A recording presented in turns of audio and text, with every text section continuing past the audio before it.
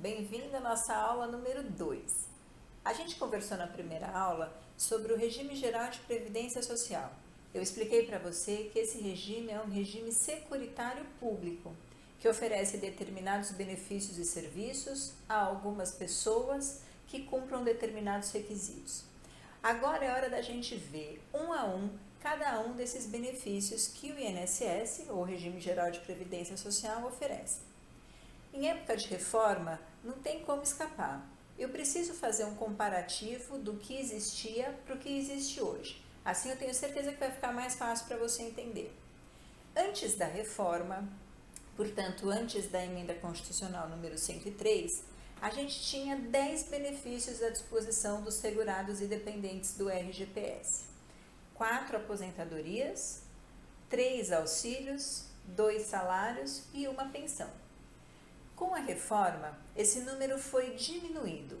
Hoje o INSS oferece 3 aposentadorias, 3 auxílios, 2 salários e uma pensão. Você pode perceber que a gente teve então uma aposentadoria suprimida. Para facilitar, eu vou colocar uma lista aqui para você e eu tenho certeza que você vai visualizar bem. Antigamente, a gente tinha então 4 tipos de aposentadoria: aposentadoria por tempo de contribuição, aposentadoria por idade, aposentadoria especial e aposentadoria por invalidez.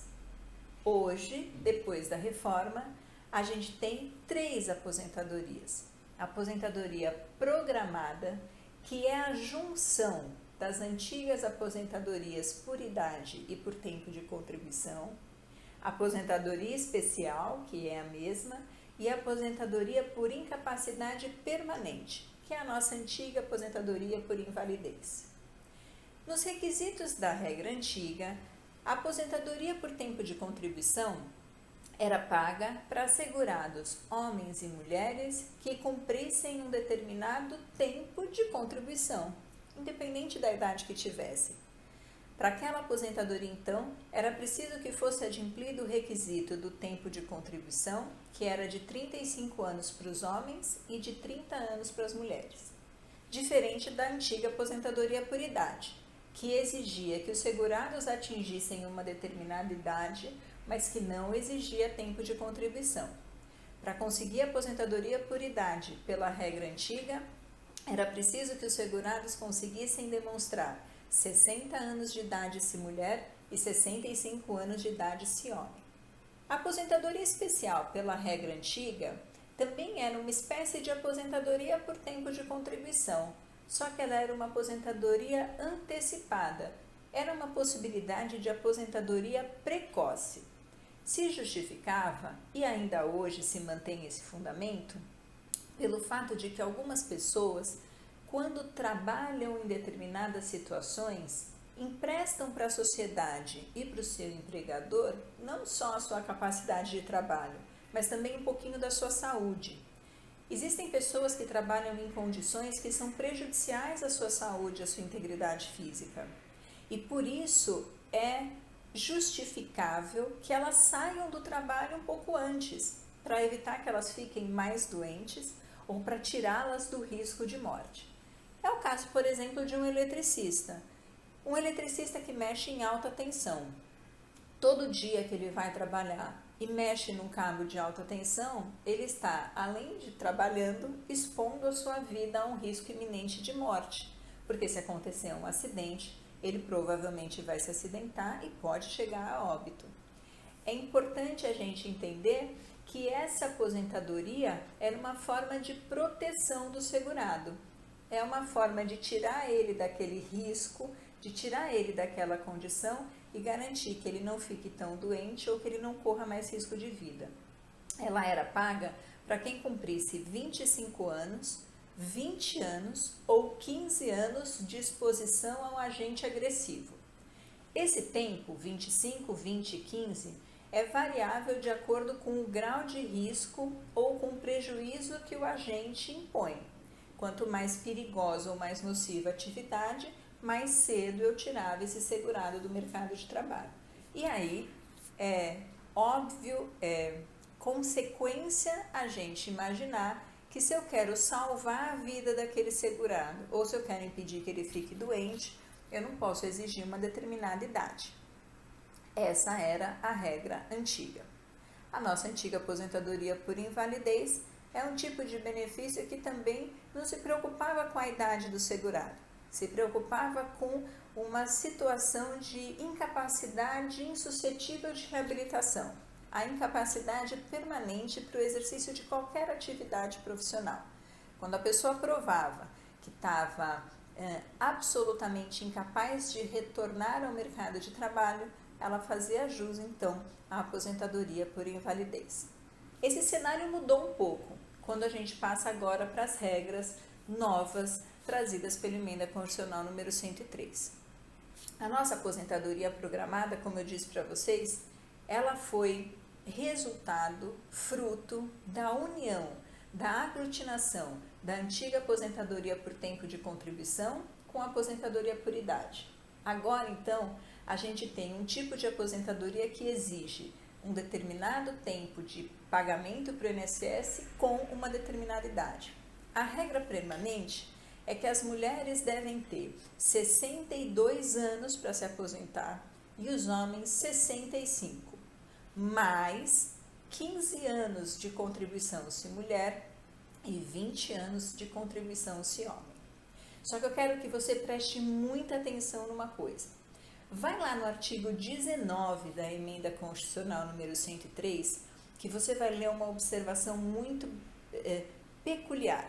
Esse tempo de 15 e 20 anos de contribuição, ele só vai valer enquanto não houver lei que regulamente sobre ele.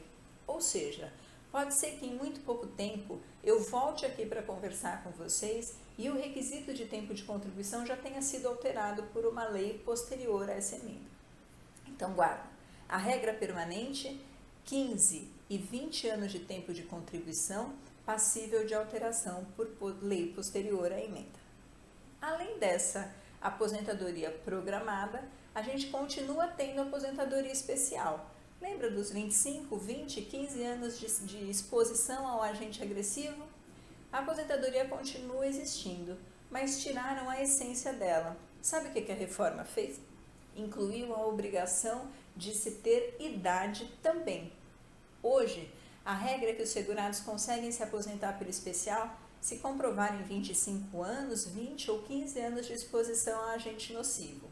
Mas eles também precisam ter idade. A depender da gravidade, uma determinada idade. 60 anos de idade, se eles se aposentarem com 25 de exposição. 50 anos de idade, 58 anos de idade, se eles se aposentarem com 20 anos de exposição, ou então 55 anos de idade, se se aposentarem com 15 anos de exposição. A aposentadoria programada e a aposentadoria especial foram absolutamente transformadas pela emenda constitucional. Professora, a senhora já falou da aposentadoria programada, que era a antiga aposentadoria por tempo de contribuição com a aposentadoria por idade, e da especial, que agora também precisa ter o requisito de idade cumprido.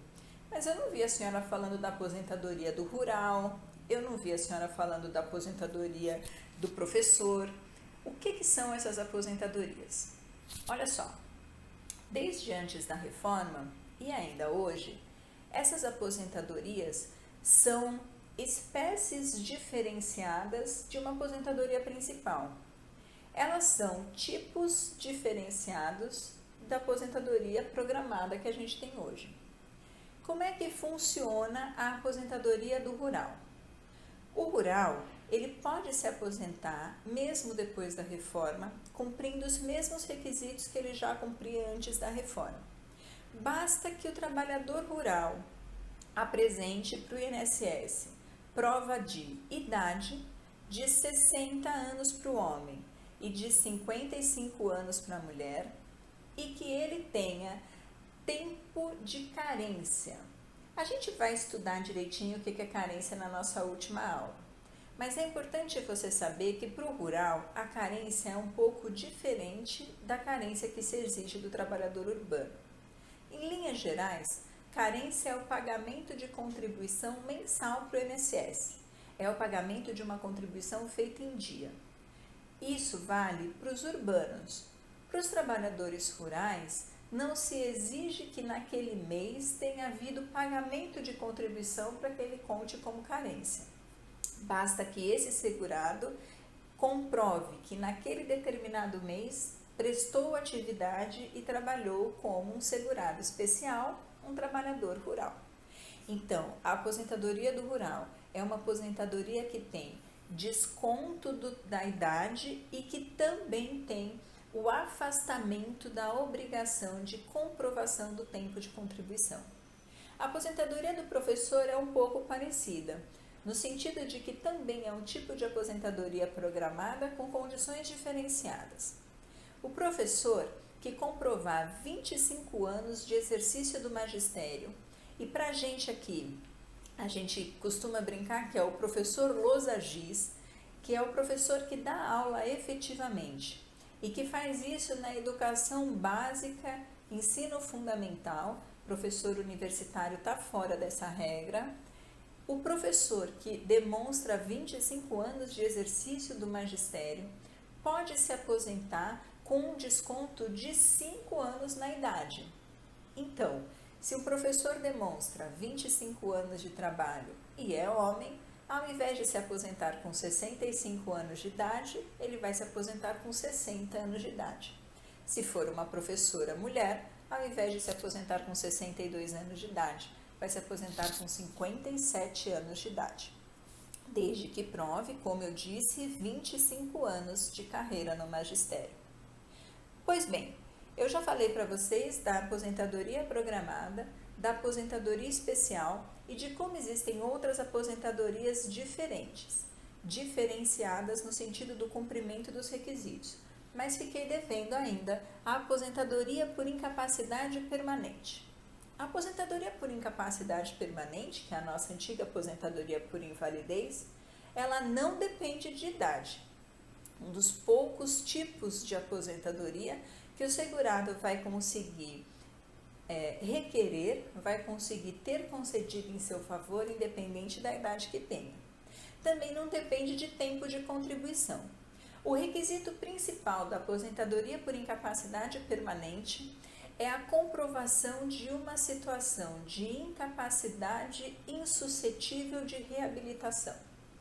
A incapacidade deve ser total, e isso significa que aquele segurado não consegue mais trabalhar em atividade nenhuma, não só na sua atividade, mas em atividade nenhuma, e deve ser uma incapacidade permanente, no sentido de que não há, pelo menos a médio e longo prazo, prognóstico de cura, melhora ou de superação daquele quadro de saúde. A incapacidade para a gente, no que diz respeito a requisito para concessão de aposentadoria por invalidez ou por incapacidade permanente, é que o segurado não consiga mais trabalhar em nenhuma atividade insuscetível de reabilitação e que ele não consiga ser curado, ausência de prognóstico de cura ou de reversão do quadro. Nesse caso, ele recebe um benefício que vai ser pago para ele enquanto perdurar essa condição. Olha que interessante. Diferente das outras aposentadorias, a aposentadoria por invalidez ou por incapacidade permanente não tem um caráter vitalício. Vamos supor que eu me aposente pela aposentadoria programada. Essa aposentadoria vai ser paga para mim do dia que eu me aposentar até o dia que eu morrer. Se eu me aposento pela aposentadoria especial, essa aposentadoria vai ser paga para mim vitaliciamente também.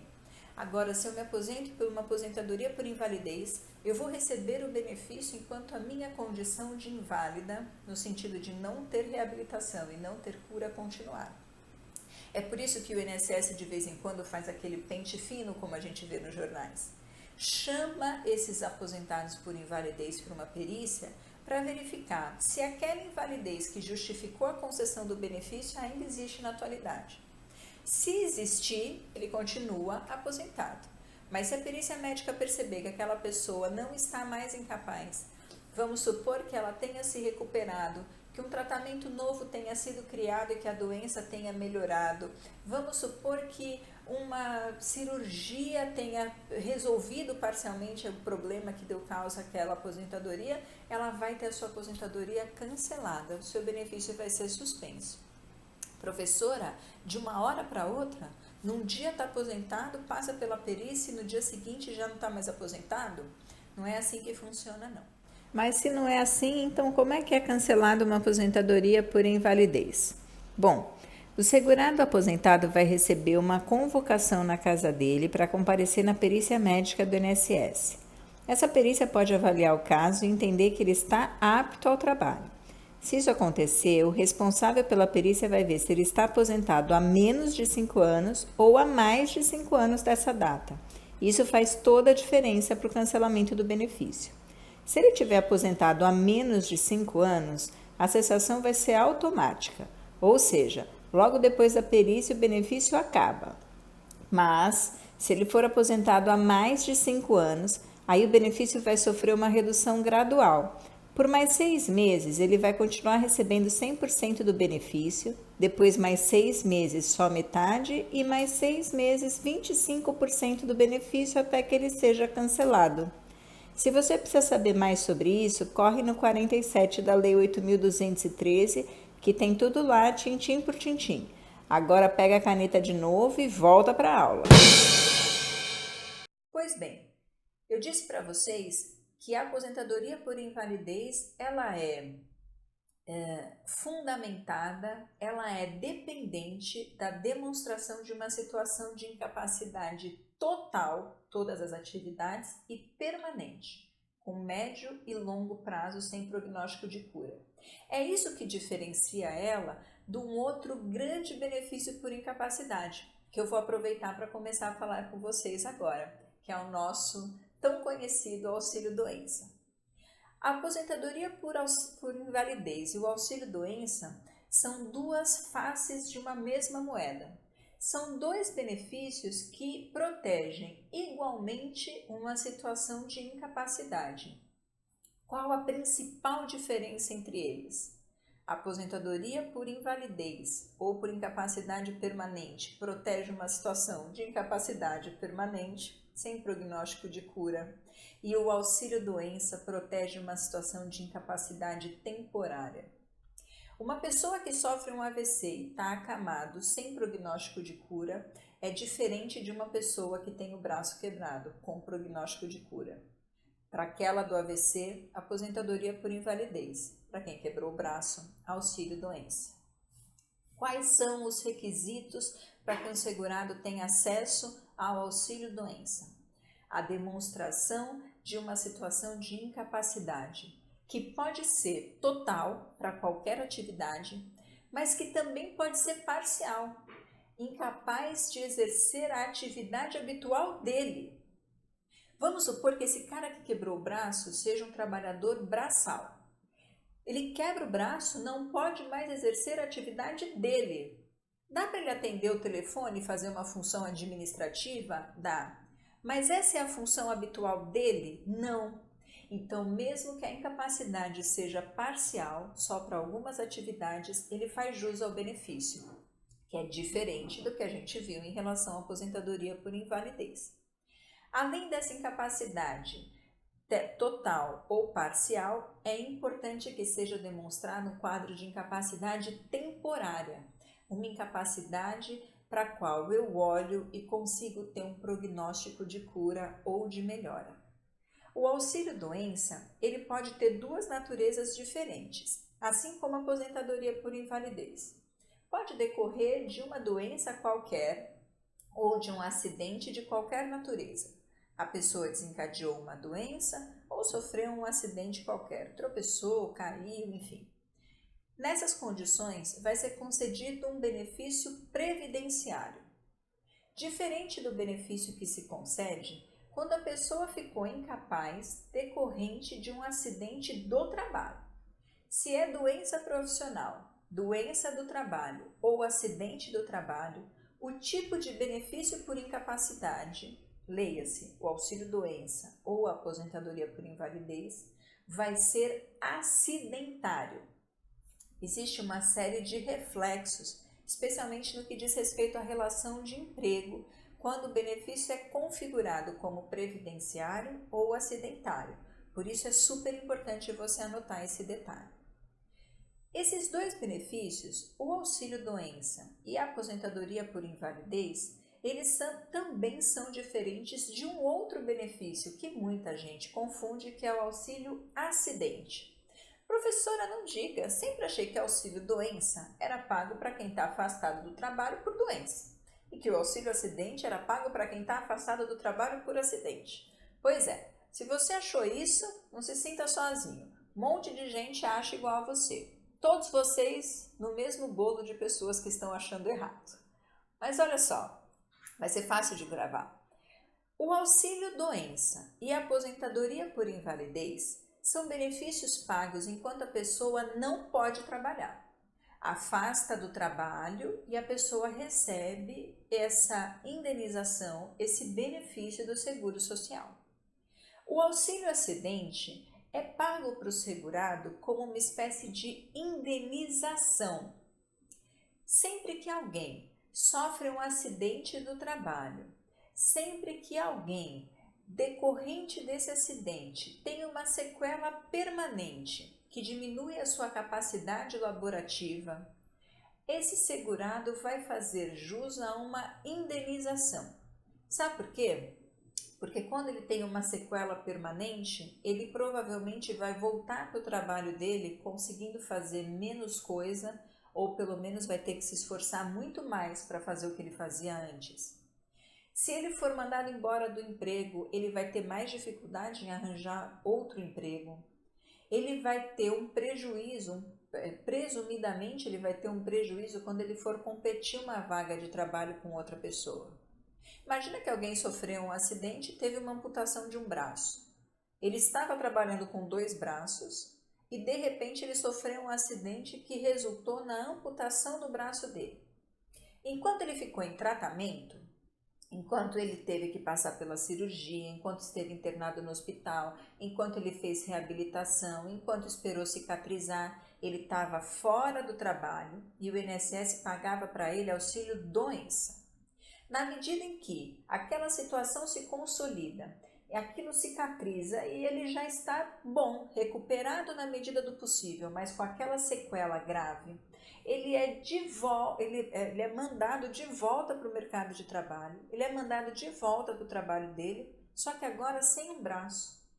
Então ele vai trabalhar, vai ter que se esforçar mais, vai ter que mudar de função e, para compensar isso, o INSS vai pagar para ele uma indenização. No final do mês, já que ele trabalhou, ele vai receber o salário dele do patrão dele. E já que ele teve mais esforço para trabalhar, já que ele teve uma maior dificuldade, já que ele tem essa sequela, o INSS vai indenizar. Ele recebe salário e benefício. Então guarda. Aposentadoria por invalidez e auxílio-doença são benefícios por incapacidade que são pagos enquanto a pessoa não pode trabalhar. Auxílio-acidente é um benefício indenizatório que o INSS paga quando a pessoa já pode voltar para o trabalho, mas volta com uma sequela permanente decorrente de um acidente. Agora, não dá mais tempo de eu continuar falando sobre os benefícios com você, mas eu vou deixar auxílio-reclusão e pensão por morte para tratar conjuntamente na nossa próxima aula, já que são os 2 benefícios pagos aos dependentes, e vou tratar na próxima aula também de salário maternidade e de salário família. A gente fecha então os benefícios na próxima aula e eu espero contar com você. Até lá. Tchau, tchau.